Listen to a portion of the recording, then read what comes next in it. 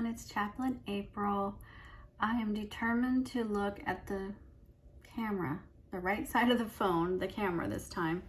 Last time, I don't know what I was thinking, but I'm like, I'm not redoing this video. It takes too long.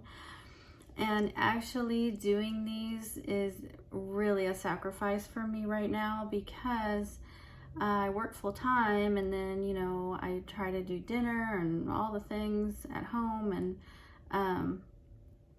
so it really is a sacrifice for me to do this, but it's just been on my heart, and I know I have to do this. I know that I have to get this done. You know, God wants this out there, you know, just Bible studies in general. And so I just have to find the time, and that's where I'm at. But I keep noticing this lamp back here. It's like, it looks like a crown on my head sometimes. And I promise you that was not, that was not planned. I did not try to do that. It just happens to be like right there. So anyway, okay. So before I do the study, I'm going to give a little bit of an update on just things, you know, in my life in general. Not that anybody really cares, but I guess I feel better if I chat a little bit. Maybe it's like I'm warming up. I'm just kind of warming up here. So I have, before I do the update, I was going to do like a list. I had a list of little disclaimers because sometimes I say something and then I realize later that I spoke out of turn, or I misspoke, or I didn't research it or look it up. So I wrote a list of things that I need to just kind of clear up. All right, I'm just gonna get right into it and go down the line here. So when I was talking about missionaries, that God, you know, sends missionaries in my video where I was talking about how it's not God's fault that all this evil is happening, and that, you know, how God provides it. He comes around it in all these different ways, and one of them is sending missionaries, like from here, from the U.S. I did not mean to imply that only the U.S. sends missionaries. Now, historically, we have been one of the main countries that sends missionaries, and that is true. But there are many other countries that send missionaries all over the world. And just so you know, I believe that we need missionaries here also. I mean, send us the missionaries. We have a lot of problems in this country that need to be addressed. And, you know, if God puts it on someone's heart to come here and help with something, then please come. And I know a lot of people that are here from other countries, or they felt God sent them here. Australia, England, you know, I mean, you name it. Even Latin America, they send missionaries. I mean, they send missionaries all over the place. So that's my first point. I'm trying not to ramble on and on about things. Okay. What's the other thing? I can't even read my own handwriting, so that's part of the problem. But let's see. Jonathan Cahn's book. What the heck? I don't even know what I'm talking about here.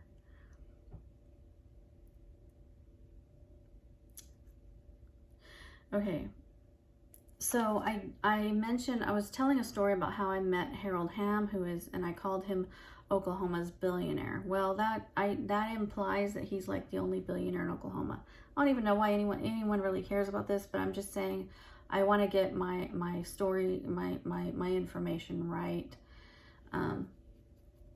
So when I looked, I was like, I'm sure he's not the only billionaire. I looked it up, and sure enough, there was like 8 of them. I'm not going to list them off. You can look it up. But anyone that lives here knows that the Greens are billionaires. They own Hobby Lobby, which is a craft store. It's a chain.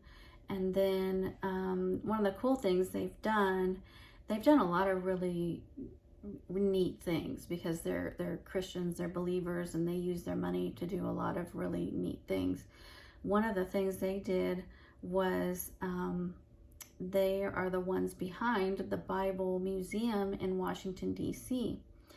and I went and I got to see that museum. So there's a lot of controversies because supposedly there were some fragments of the Dead Sea Scrolls there, and I think it's been proven that some of them were fakes, you know. So there's always going to be a controversy when it's religion. There's always going to be. The fact is, the Dead Sea Scrolls are real. So whether the one they had was real or not, I mean, I don't know. Or the ones they had, I need to look that whole thing up and find out for myself. But I have heard people being upset because, well, you know that Bible museum, you know, they have a lot of fakes over there. It's like, you know, let's just appreciate it for what it is. And I went there. I thought it was really cool. I think there's a lot more they can do there. But they show, you know, all these different Bibles. That's one of the really cool things. They have a lot of old Bibles. And so here I am, Miss Theology Geek, you know, I was like geeking out over all these old Bibles they have. And so it's not a real popular thing, you know, there's not like droves and droves of people trying to find old religious relics and old Bibles, but I think people do and they're interested, but they just, I don't know, just don't know where to go or something. So that's part of why they did this museum, so they can bring all these things there.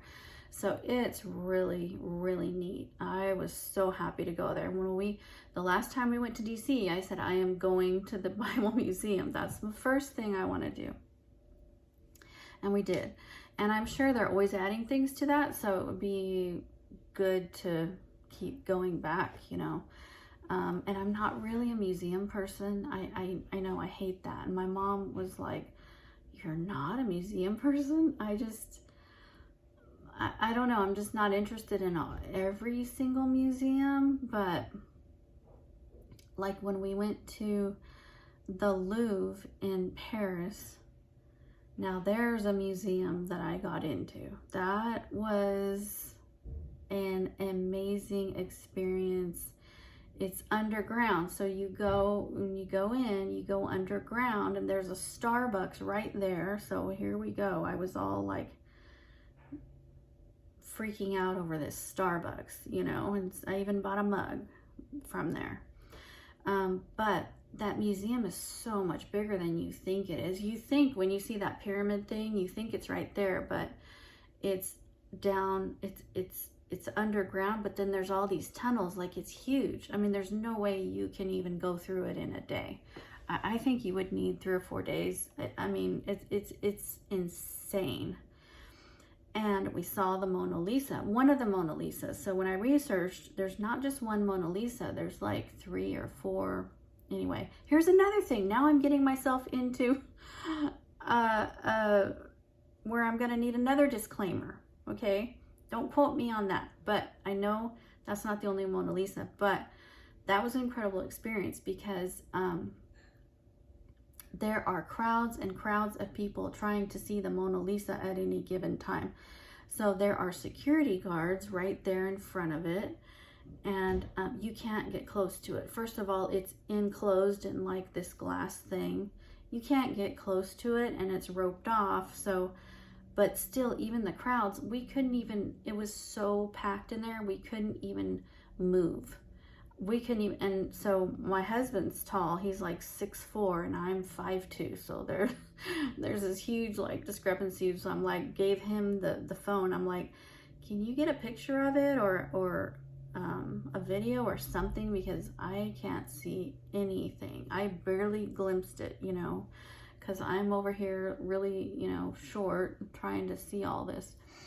And I mean, everyone was trying to get a video and a picture, but that's one really cool thing. Yeah, now there's a museum, and there's a lot of religious art in there. You know, just, oh, I can't even begin to tell you. I don't even know. And we had this tour guide, and she just, I mean, she knew about so much.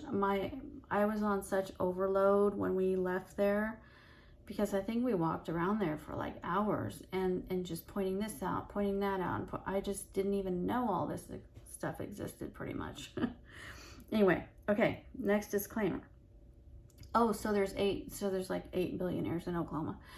So what's funny is like some of these people are billionaires before Elon Musk ever came about, and everybody's all about Elon Musk and he's a billionaire. Well, there's lots of billionaires, you know, and a lot of them were wealthy before Elon Musk ever thought about being wealthy, you know, and so Harold Hamm's been a billionaire for forever. Not forever, but you know what I mean. A long time. And so then the Greens, we all here know about the Greens. And then the other one that I knew, it's the Loves. So they have Loves gas stations. And what was funny, when I looked it up, both of the owners, the husband and the wife, are both each listed as billionaires separately. So I was like, oh wow, I knew they had a lot of money. I knew the Loves were wealthy, but I didn't really know they were billionaires, and I didn't know they were, wow. So they've actually donated a lot to our hospital. They're Catholic, and so they donate a lot to Catholic hospitals and charities and all that.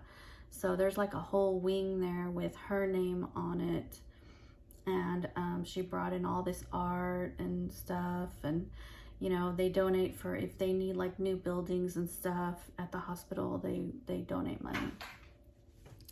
So I'm like, oh, could you do something for the chaplains? No, anyway. Okay, so that one I'm gonna have to look up again. There was something else that I needed to say something about. So what was it? I didn't write it down. Let me see. Let me think.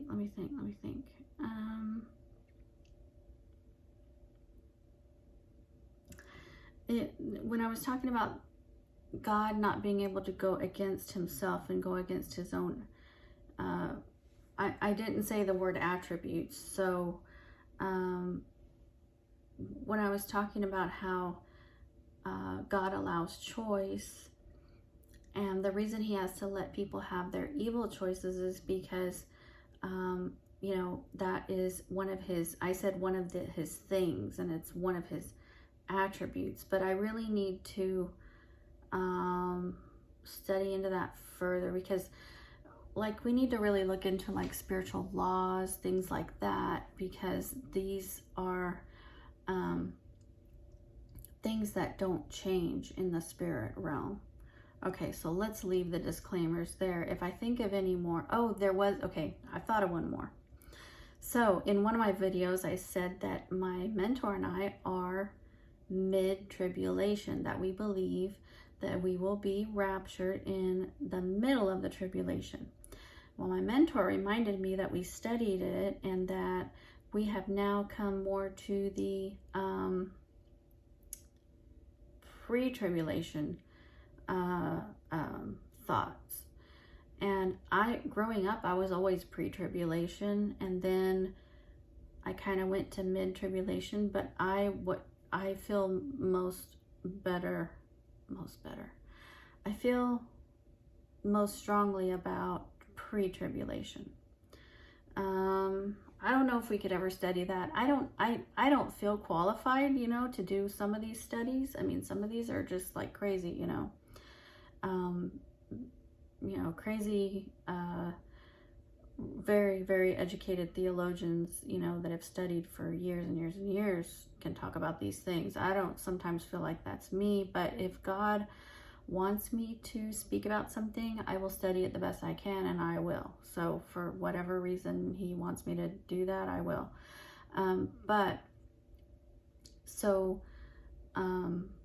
Pre-tribulation means that God will come and get his children, you know, will rapture us out before all of this stuff starts with the, you know, I can't even think for some reason, the persecution and, you know, Armageddon and all that stuff. So So that's where we stand. So I did want to clarify that. So I clarified all these things. Okay. So now we'll go on to the update. What is the update? So with my doctorate that I am planning on doing, the Doctor of Ministry program. So I have about half of my stuff in right now. I had to get all my transcripts. There's like problems with some of these transcripts. I don't know if it's because my name changed a couple times, that could be it, but and I also have 2 names. I don't think I've shared that on the video before, but my first name is actually Elizabeth. So I have 2 full names. So it's Elizabeth Grove the 16th, because I am a 16th generation Elizabeth Grove. But maybe I did share this. So my mom didn't, it's a whole story anyway. So she named me April Marie. So I have actually 2 full legal names. And sometimes I have that put on there. So it could have been that these transcripts that I had put my whole name on there, and then it's just very confusing. But one of the transcripts, they said they couldn't find anything. They couldn't find the info. And I'm going, what? Because that was when the first time I went to college and got my associates. So it should be there. Like, I didn't just go there 1 semester or 2. I did the 2 years and got the associates. So how can you not find it? So I called them today, left a message, sent an email. So hopefully we'll figure that out. And then I actually think I forgot 1 transcript, because they said they want every single transcript from every place you've gone. So there is this college here where my son is going. I actually went there for 1 semester. His grandmother went there, to UCO here. And I went there for 1 semester. And that's one of the semesters that I wish I could say I didn't do, because I was actually working full-time and taking full-time classes, and so my grades really suffered that semester because it was a lot. I was working full-time, and I had like hours. I had like weird hours, so sometimes I'd have to work like 5 in the morning. Sometimes I worked in the middle of the night. It was rough. So that 1 semester was not good. But I think I'm gonna have to find my transcript from there too. So once I get all the transcripts in, and then I needed 2 letters of recommendation. So one of them has already sent it. The other one we're still waiting. We've reminded the guy. So if he doesn't do it, I'm gonna have to just ask someone else, because I only have a month now to do all this. So there's 2 or 3 essays that I have to write, and I have not done that yet. So I have to get my essays written. I will get it done, but I just need, I need to just completely focus on that so that it comes out right. Okay. So another update on my job.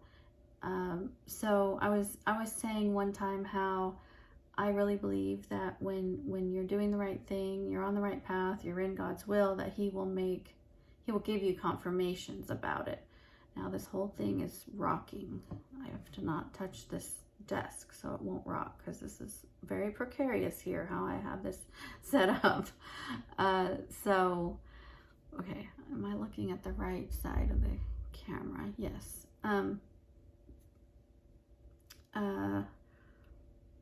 What was I saying? Oh, so last Friday we get a call from our manager, or I told you how this whole thing is up in the air. So this is the person that they have doing this right now.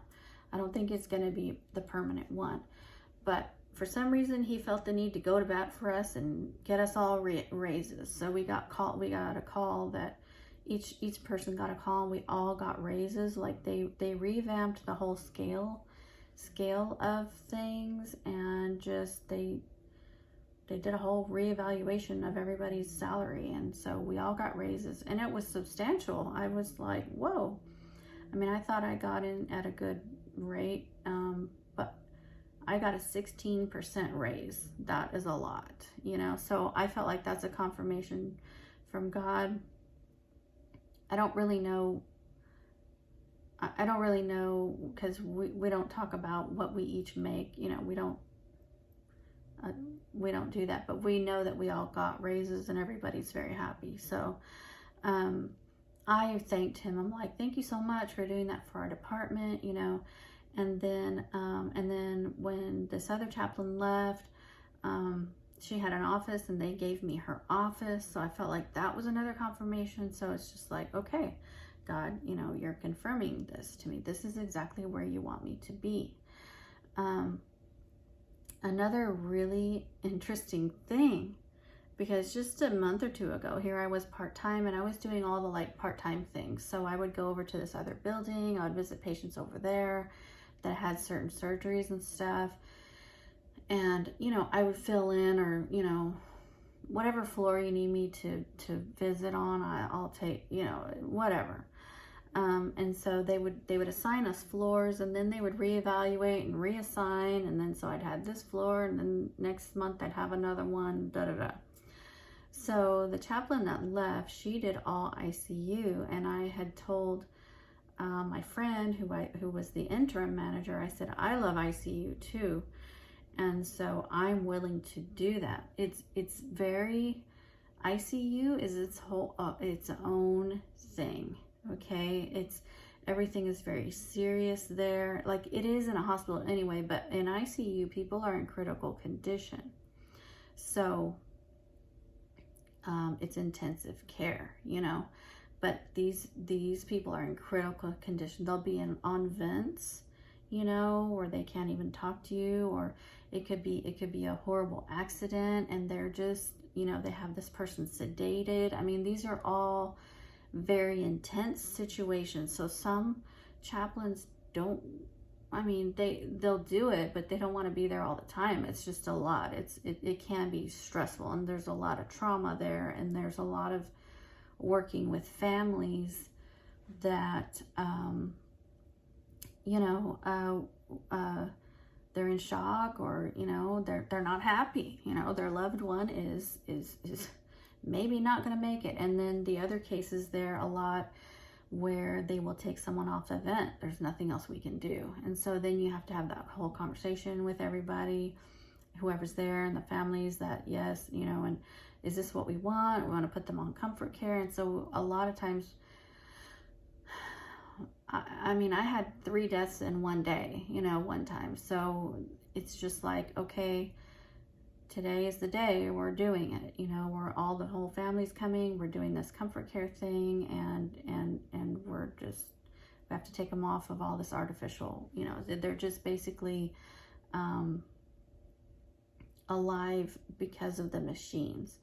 And so, you know, if they determine, and sometimes the doctors, if there is no POA, and especially not medical POA, then sometimes the doctors will just have to sign it and say, you know, I have to make this executive decision for everyone. There's nothing else we can do for this patient, and we're going to let them pass peacefully. So, so there's all kinds of scenarios that happen in ICU. So I had told my friend Dina, I said, I'm okay with it. I like the ICU, and I don't even know why. I don't know. And she said, okay, well, you know, once you go full time, then I'll, you know, we'll see what we're gonna do, because then they're gonna reevaluate, switch everyone around again. And so I said, you know, the guys that have seniority, you know, ask them first, of course. You know. She goes, oh, I don't think they're going to want it, you know. And I was like, okay, well, whatever. Next thing I know, I am the main ICU chaplain. Like, this is my job to do rounds and everything, and all of ICU. The only one I don't have is the transitional, which is a step down unit. So I have the 2 main ICUs. You know, there's 3 floors of ICU.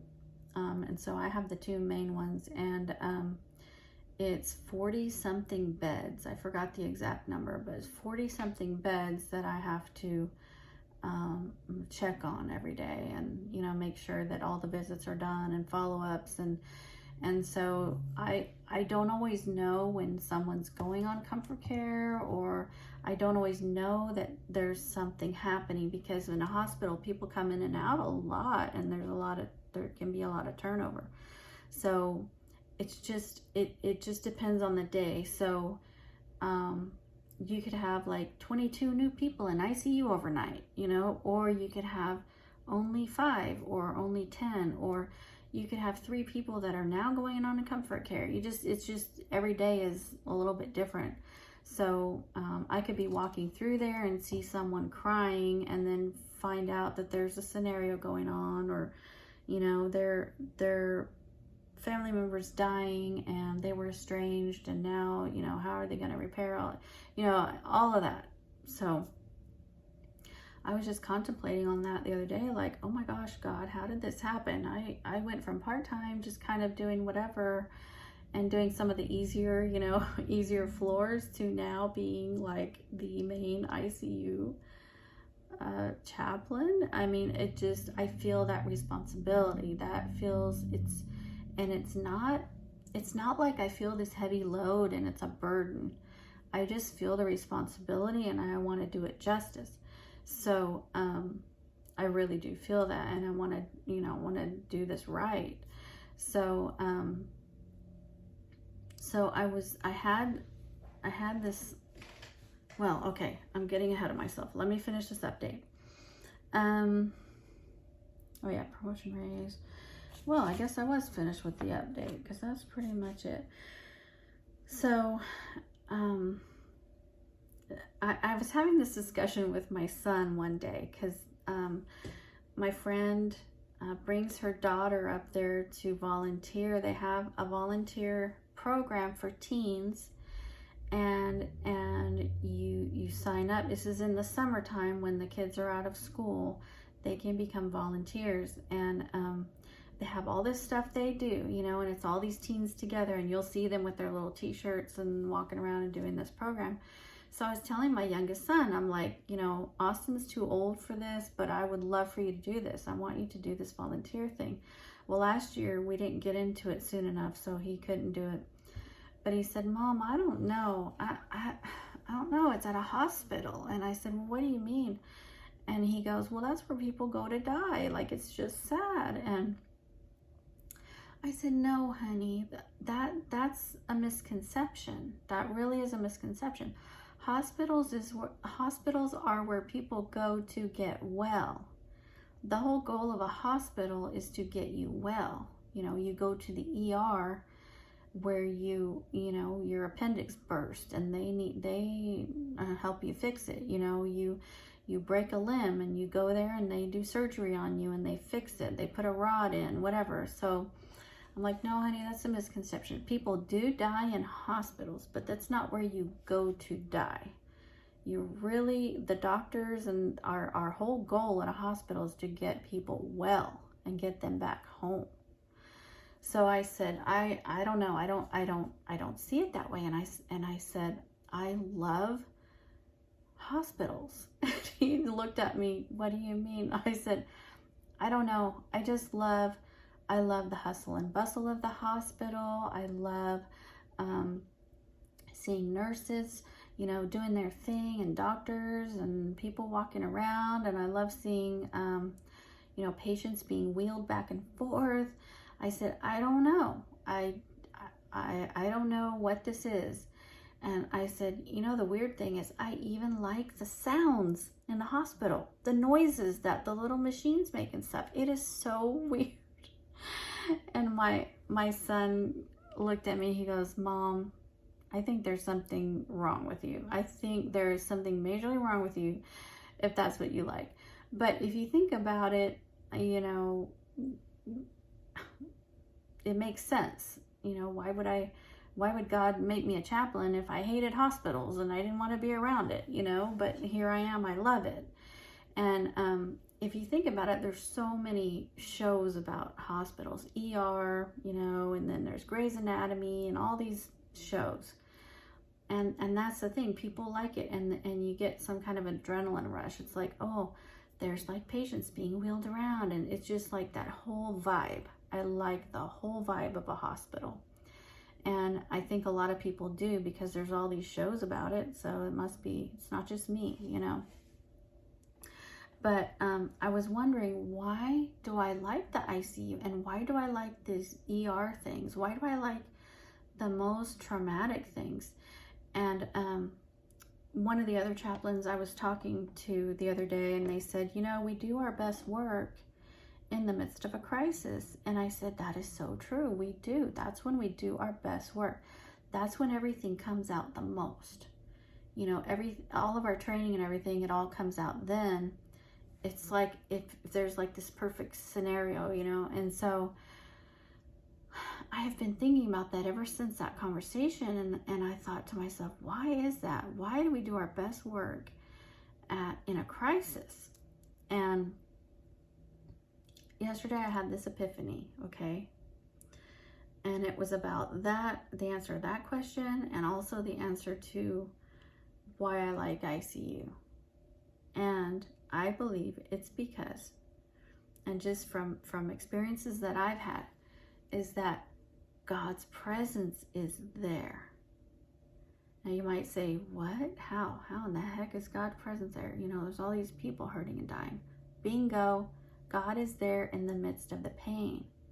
Okay, so these are incidents and scenarios where there is so much hurting and pain, right? And I think that's what I feel in the ICU, is I feel that there is a presence of God there, okay? Like I read that scripture where God is near to the brokenhearted, right? And he saves those who are crushed in spirit. So people are very, very sick. They can be close to death.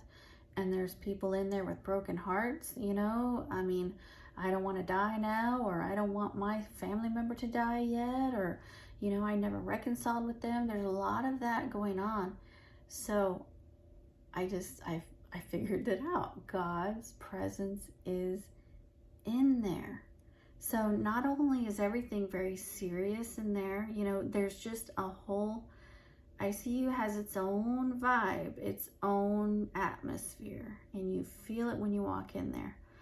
But part of that feeling is God is there. He's there because he is there near to the hurting. That's who he is. And so I think that's why I like it. And then also that I'm able to see some of these really hard things. And that's when the best of my training comes out in a traumatic situation or a crisis. It's weird to say. I don't think there's a lot of professions where that would maybe be the case, but it is with ours. So we have a very unique profession, and so I'm like, God, that's why I love this. And so one of my absolute favorite things that ever happens, okay, and it's not just ICU or it's anywhere, anytime I'm doing a visit or whatever. But there are times where, there's a lot of times where I feel like nothing I'm doing really matters. It's like, oh, I said hi to this person, or, I smiled at them, or, I had a very quick encounter with them. But you don't know what one small encounter does for someone else. It might be exactly what they need, So I'm always trying to know, how long to stay with something, how long to stay in a scenario, how long to, minister, whatever, am I doing this right? So sometimes you don't really know, because, you're not going to hear from that person again, or you may never see them ever again. And so you don't really know, did I make an impact there? What was this really, something that helped someone? But sometimes I will know. And one of the ways is, and this is another thing about God's presence. So when you pray, and when you pray for other people, okay, then, and you're talking about, you know, them going to heaven, all this stuff, and so a lot of times that evokes tears in people, and they begin crying, they begin weeping. And I believe it's because they feel the presence of God. It brings them back to an awareness of God and his presence.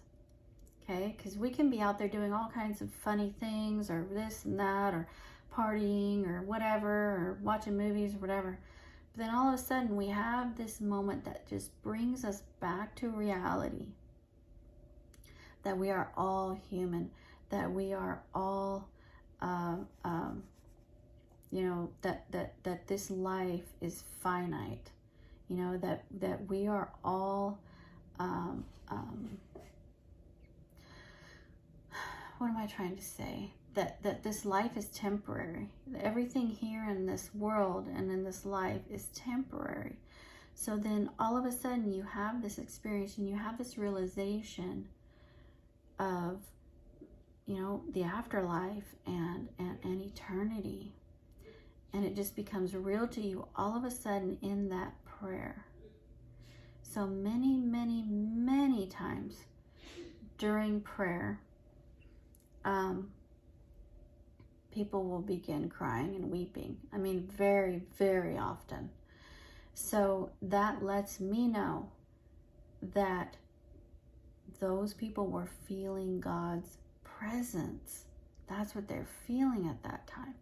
So that's one of the reasons that I have to keep myself in a place spiritually where I can bring that. Okay, so I'm supposed to be, sorry, I gotta adjust my top here. This is not working. Okay. So I have to keep myself, I have a responsibility to keep myself in a place where I can carry that presence and bring that presence. Okay, so the responsibility there is everything I talk about with sanctification, with purifying your heart, all the things, you know, being, living right, you know, the purity. I have to do that, because if I don't, then I'm not able to be as effective as I want to be in this ministry. And I want people to feel God's presence. Not that they couldn't, you know, what I'm trying to say, not that they couldn't feel his presence, but yeah, I don't feel it. I don't think it would be to that extent. I don't think it would be as strong. I don't think it would permeate. So if I keep myself as a clean vessel, then God can really fill in order to flow out of to those other people. So I had this incident recently, okay, and it was just this other realization that I had. You know, sometimes you go to talk to someone and they don't really have much to say, or they don't really understand like why you're there or what you're trying to do, or they weren't in that mode, because not everyone's always in a prayer mode. You know, they're over here like on a BiPAP and they can't breathe, or you know, their foot hurts, or you know, they're in pain, or who knows, all kinds of things, you know. So they're not in a mode of thinking about, oh, a chaplain's going to come and we're going to pray. So that's my job. So sometimes it's like, do they really want prayer? You know, I mean, it didn't seem like they were really into this, or they really wanted it, or whatever. But okay, they want me to pray. So we pray. And then that person starts really weeping while I'm praying. Then that's a confirmation to me that God's presence was there. I'm not saying, because God is omnipresent, so he is everywhere, but we have to invite him, okay? We have to invite him to he's there.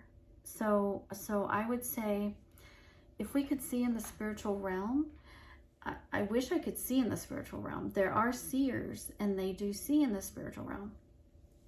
Some seers see only angels. Some see, demons. Some see both. Some only see certain things. I mean, I don't know. I don't see any of it. I've asked God to open my spiritual eyes, but that hasn't happened yet. But I know, because I know that this is how God is. We all have guardian angels. We have, I don't know if it's 2. I know we at least have 1. I'm thinking we have 2. Everybody has angels. So if we could see in the spiritual realm, people's angels are standing there beside them, so God's presence is there. Okay, his angels are there. Every person on the planet has their own angels that God gives them as soon as they are born, because that angel is supposed to be there to protect them from things, but here we are again with the choices. So how much do you involve God in your life? Because if you reject God and you tell him you don't want him, the angels are gonna be rendered powerless. They're not gonna be able to do a whole lot. And they'll probably be able to do like some of the main things that they can do, but then they're not going to be able to do other things. So yeah, it's a whole nother story and subject to look into. But so if I could see in the spiritual realm and I see you, there's angels there standing guard. Sometimes, not sometimes, many times there's a patient on a vent. And, they're sedated. So it's not like, I don't always know when they're sedated, when they're not sedated, because the doctors do that. Sometimes they have to do that because they need a week for their body to recoup, or, there's all these reasons. So sometimes, I don't know if they're asleep or they're sedated or what, but usually if someone's on a vent, you're not going to be able to talk to them. And so they're in the room alone. Literally, there's just them in a bed with a vent, and then their eyes are closed. So there's nobody else there. Sometimes there is. I'm just saying this happens a lot. There's people can't stay there 24/7. So you'll just go be walking by rooms, doing your rounds, and you'll see just someone in there on a vent. And but they're not alone. Their angels are there. So God is omnipresent, and he is there, quote unquote. He is everywhere, quote unquote. But you have to invite him in. He's a gentleman, okay? He's not going to force his way anywhere. He's not going to do that. So that's part of your choice and your free will, is to invite God. So are you a Christian? Is this person a Christian? Are they something else? Are they, do they believe in God? Do they, there's all these factors. But when someone comes to do an intentional prayer, you are inviting, and you ask the family, would you like me to pray? Would you like to have prayer? And oftentimes we will do, it could be 3 family members, it could be 10. I've been in rooms where you can't even, there's so many people in there, you can't even see straight, and I will have everybody, hold hands, and we will pray, and we're praying over the patient. And usually in a case like that, it's a dire situation. This patient is not going to make it, and they may not make it through the night. That's why everybody's here. So I have a funny story. It was kind of a something I what did I call that? It was a kind of a blunder that I did, because I was on call one weekend, and they called me to the ICU, and it was one of those scenarios. Okay, so I don't remember all the details, but there was a large family there. This person was not going to make it. Okay, and they spoke Spanish, so of course I went in there and was speaking Spanish to them.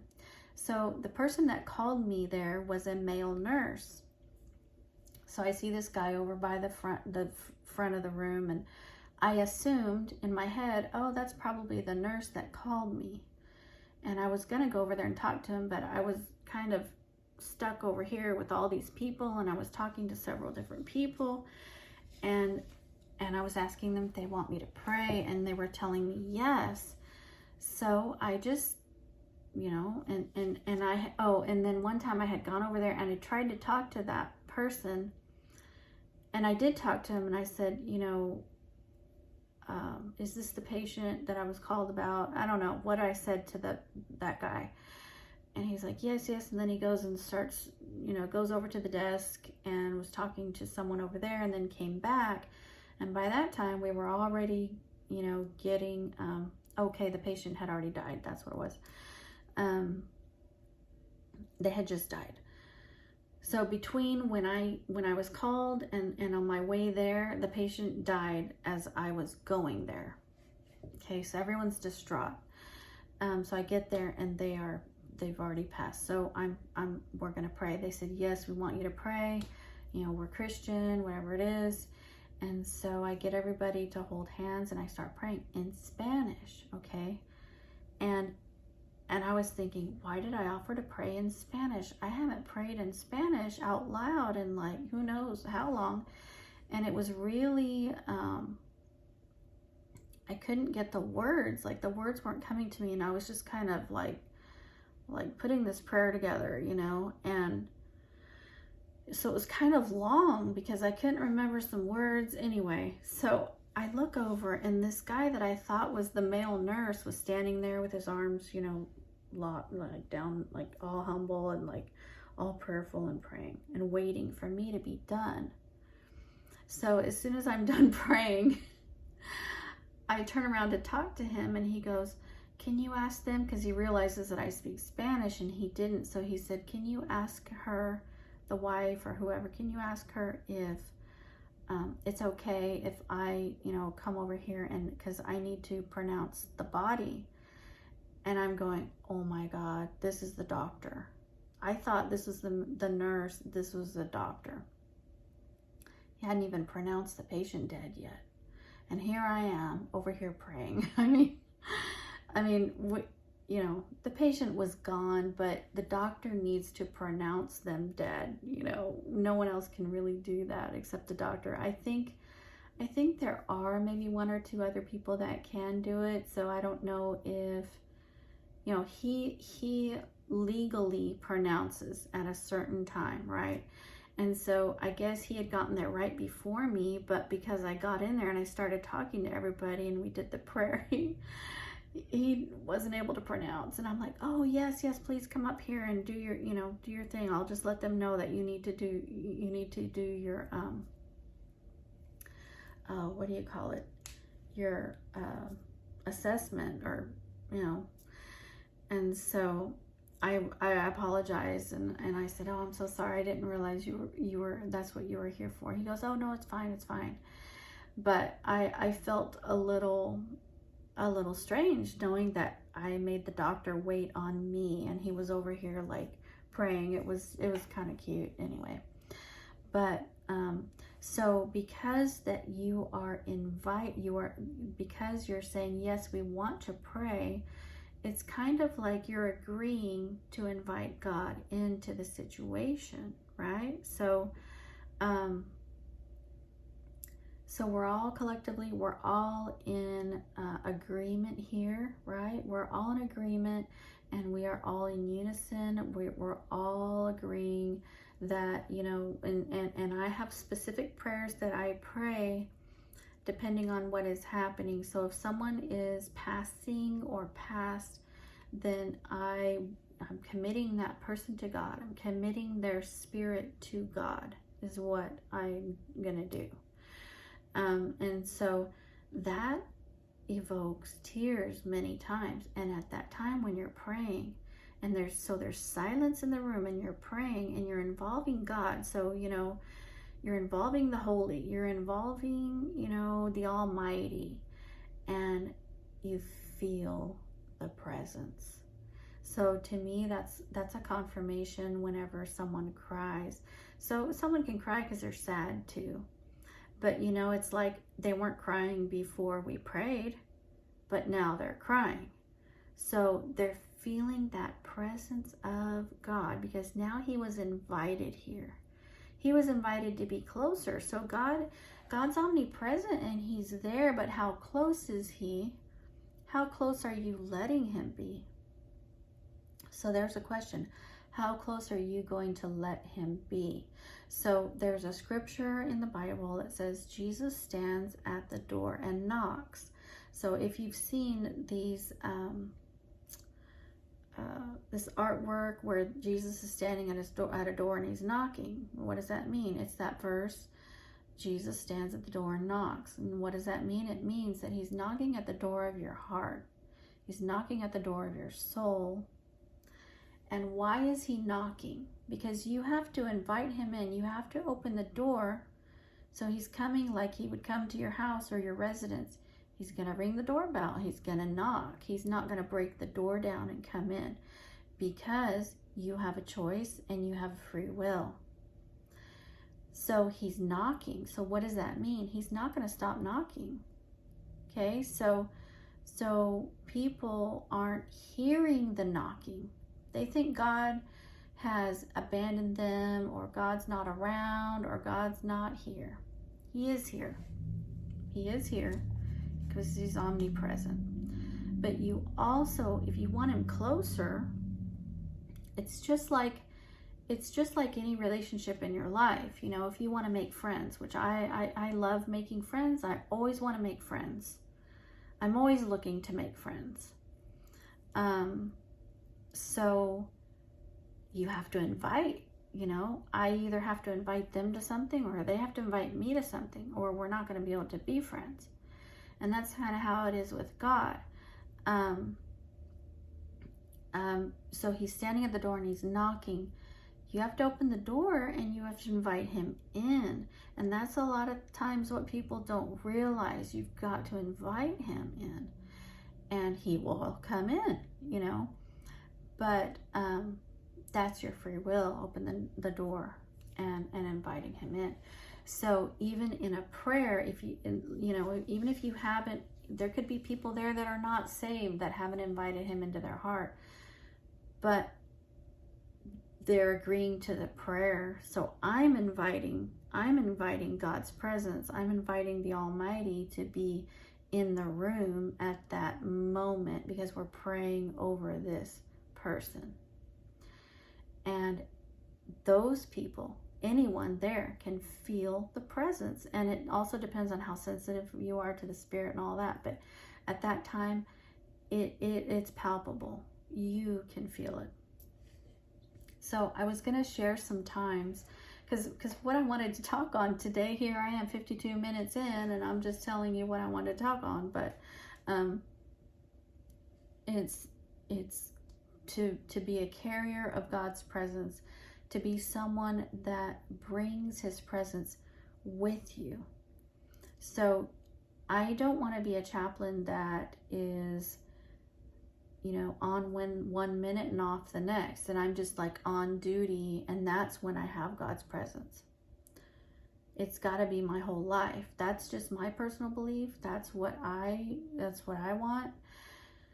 So my whole life is about this. So at home, I'm watching stuff. I'm listening to worship music. Now sometimes I'm just done, you know, and I've had a little bit too much of ministry, and I need a break. And God is okay with that.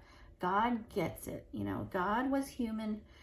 He came down and he was human at one time, so he understands. He understands when we get weary, we get tired, we get physically tired, we can get emotionally tired, all of that. So sometimes it's not like God is requiring me to be on, you know, 24/7, but I have to live my life that way. So I want to carry God's presence with me wherever I go. It could be, because, you know, there is a scripture that says to be prepared in season and out of season. So we always need to be ready. We always need to be prepared. So if someone would call on me to pray outside of the hospital or in some other scenario, and I can do that because I'm ready, I'm prepared.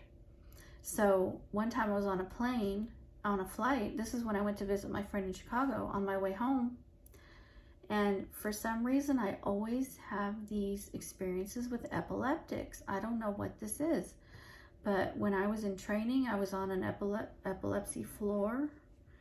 And it depends on the hospital. Like, I don't think we have one of those at the hospital I'm at now. But at the time, they had one where I was. And I have like some kind of favor with this epileptic thing. I need to really figure this out. But I did talk to my mentor about it a couple times. Because I had that, and then on this flight on our way home, let's see, how did it go? We left the tarmac. We were on the tarmac, and we left the gate, and then we had to come. Yeah, we left the gate. Okay, and I see this guy, and he's just like shaking. I looked up, and this guy was just shaking violently. So he was having an epileptic seizure on the plane. And, you know, there's like flight attendants running to and fro, and everybody's freaking out, you know, and this guy shook so violently that he came out of his chair and he fell into the little hall there in front of everybody. And everybody was freaking out, and people were yelling, get him this and do this, and, you know, get him some ice, and weird stuff. And finally, one of the flight attendants was like, look, we're trained for this. We've got it. Just everybody calm down. You know, we know what to do. So they asked if there were any doctors on board, and this doctor ran up there and, you know, was helping. And here I am, you know, chaplain. I'm like, oh my God, you know, do they need me to come up there and pray? And the Holy Spirit's like, you just need to pray where you are. You know, you just need to pray in your seat, you know. And so it could be that I was on that flight because God wanted me to pray for that person. So we had to go back to the gate, and they, you know, ambulance came and got that guy and took him straight to the hospital. But they were looking for, what was it they were looking for? They were looking for oxygen or something that they needed for this episode he was having, and they couldn't find it. And so we had to wait. We had to like wait quite a while for this, whatever this tank, oxygen or some tank of something, they had to get delivered to him, and then wait for them to take him off the plane in a stretcher and the whole thing. So then I had this other incident, okay, where I'm at a store, a little dairy place we go to buy milk and stuff. I'm there with my youngest son, okay, and we're checking out, literally checking out. I'm like putting my card, my credit card in the reader, and we're checking out.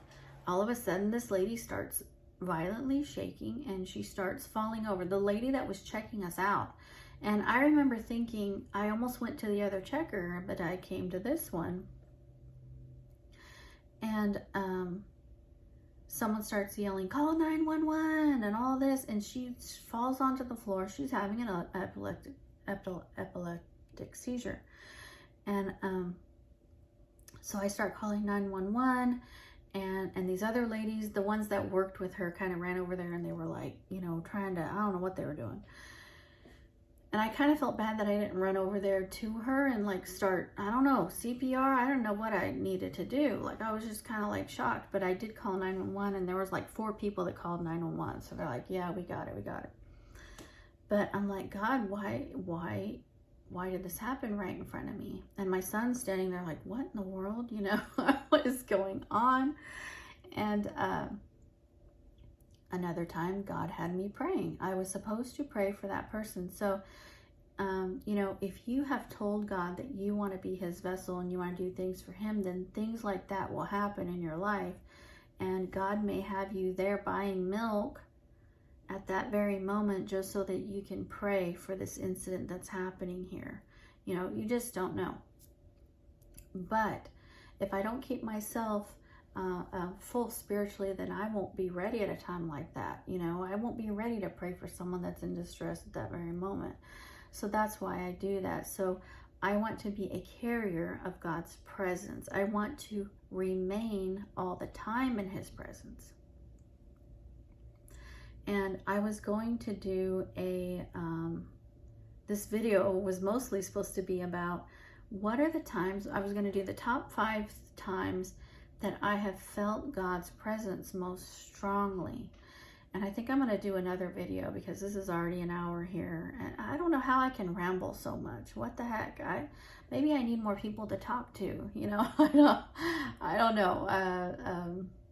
You know, people here at my house don't want to listen that much. They don't want me to say, they don't want me to talk for an hour, you know, they're not listening. So maybe I just need the camera to talk to. But I always think, okay, I think I can do this in 20 minutes, and then it never happens.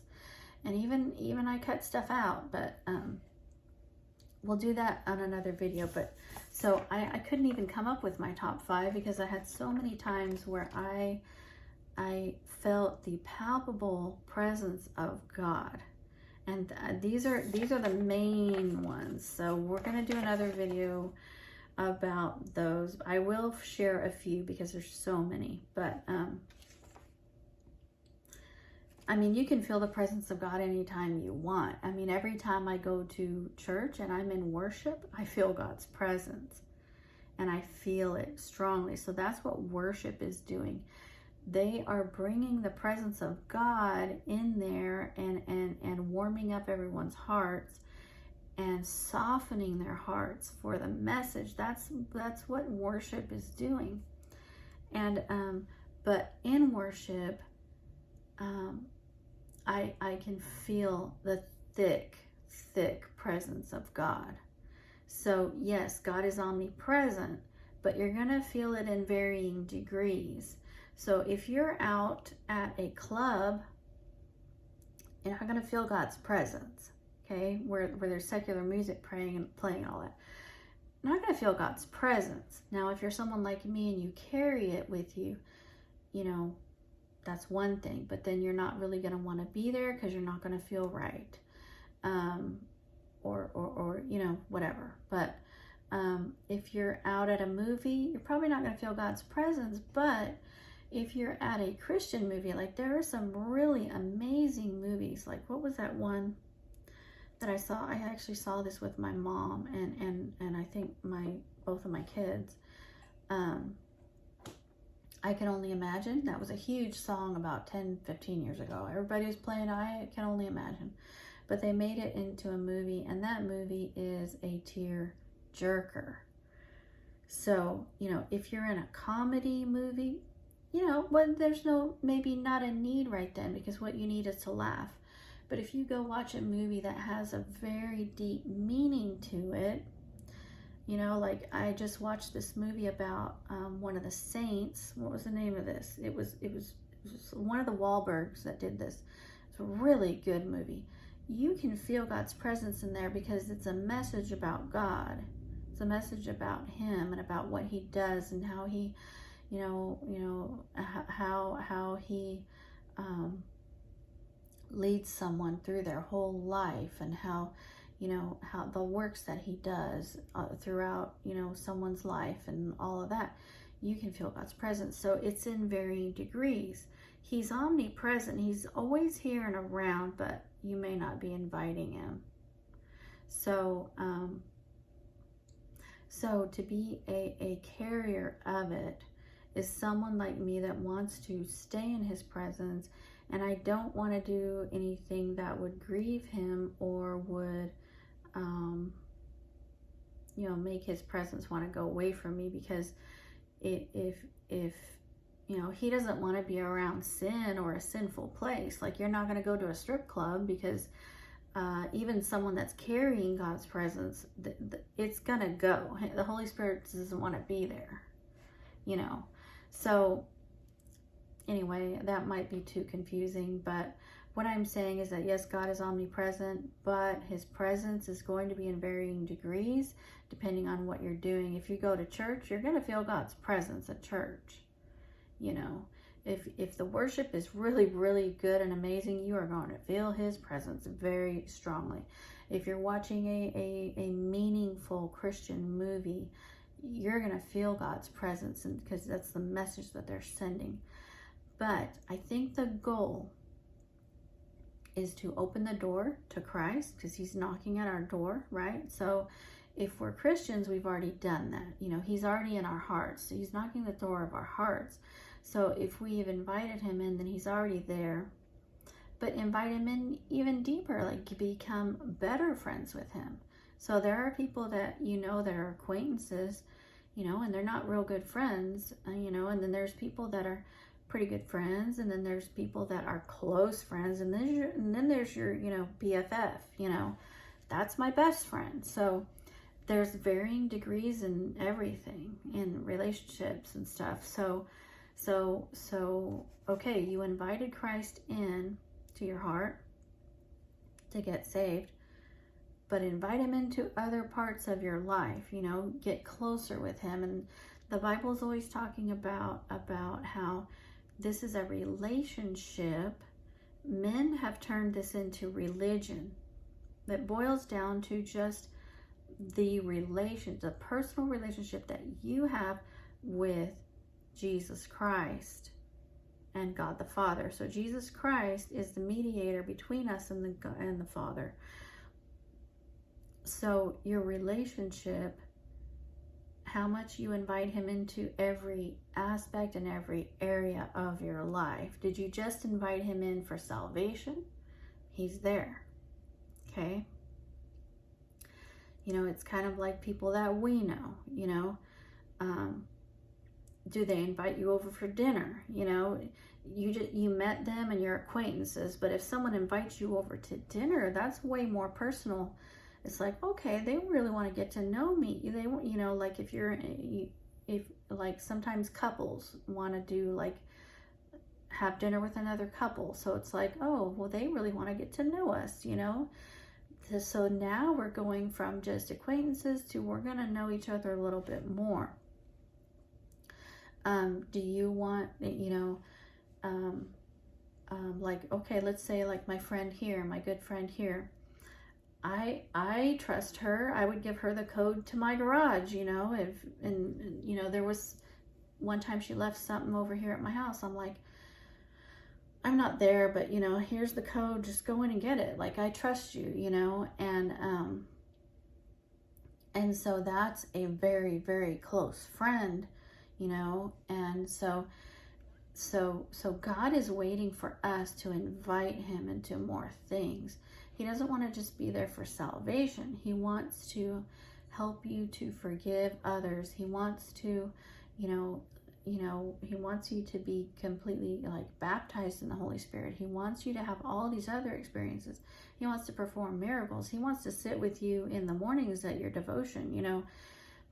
You just have to keep inviting him in and get closer and closer and closer to him. So if this is about a relationship, then it's about spending time together and getting to know each other. And so he wants to get to know you. Well, he knows everything about you. He wants you to get to know him, you know. So just liken it to any other relationship, you know. So it's like, if you go on a trip with somebody, like I've been on trips with friends before, that's a close friend. You know, you're not gonna go traveling with somebody that you're not very close with. You know, it wouldn't be very, very fun.